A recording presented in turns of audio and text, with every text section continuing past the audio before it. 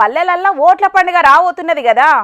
ఇక ఎన్నికలల్లో గెలిచేందుకు కొంతమంది అభ్యర్థులు ఇప్పటి సందే తీరుల ఇకమతులు వాడుతున్నారు. పెద్ద పెద్ద లీడర్లు పెద్ద పెద్ద సమస్యలు తీరుస్తామని ఎన్నికలకు ముంగట హామీలు ఇస్తుంటారు కదా. ఇక ఊళ్ళల్లో ఉన్న గీ తక్లీఫ్లు కూడా ఇప్పుడు అభ్యర్థులకు ప్రచారాస్త్రాలు అవుతున్నాయట. లోకల్ ఓట్ల పండుగ షురువు అవుతున్నదంటే ముక్కా సుక్కకి రికాముండది. పల్లె పల్లెన ఎర్రటి మద్యం ఏరులై వార్తది.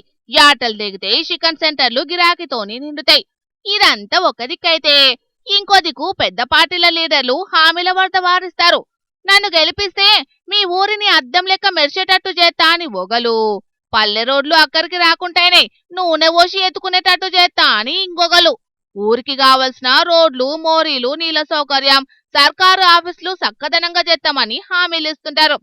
కానీ రాష్ట్రమంతటున్న పెద్ద సమస్యను తీరుస్తామని వరంగల్ దిక్కు పొలిటికల్ లీడర్లు హామీ ఇస్తున్నారు. పల్లెటూర్ల ప్రధాన సమస్య కోతులను ఊర్లకెంచి ఎల్లగొడతామని సాహసోపేతమైన అలవికాని హామీలను ఇచ్చే ఉపాయం చేస్తున్నారు లీడర్లు.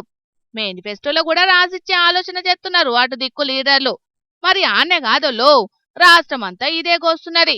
ఎమ్మెల్యే ఓట్లప్పుడు 420 ఉద్దర హామీలు ఇచ్చినట్లే కాంగ్రెస్ వాళ్ళు అందరికంటే ముందుగాల హామీల బుక్కుల రాస్తారో, లేకుంటే కోతుల మనోభావాలను మనమెందుకు దెబ్బతీయాలనని ప్రతిపక్ష పొలకు భాగ్యం కల్పిద్దామని ఇడిచిపెడతారో చూడాలే మరి. కులాలకు మతాలకు ప్రాంతాలకు అతీతంగానైతే ప్రతి ఒక్కరు కోతులతోని గోసపడుతున్నారు.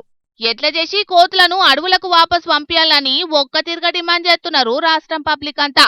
లీడర్లు ఈ సమస్యను హామీల బుక్కులో పెడితేనే ఓట్లు పడేటట్టున్నాయి మరి. కాబట్టి అందరికంటే ముంగట ఆలోచన చెయ్యండ్రి, ఓట్లు గుద్దిపించుకోండ్రి, సరేనా?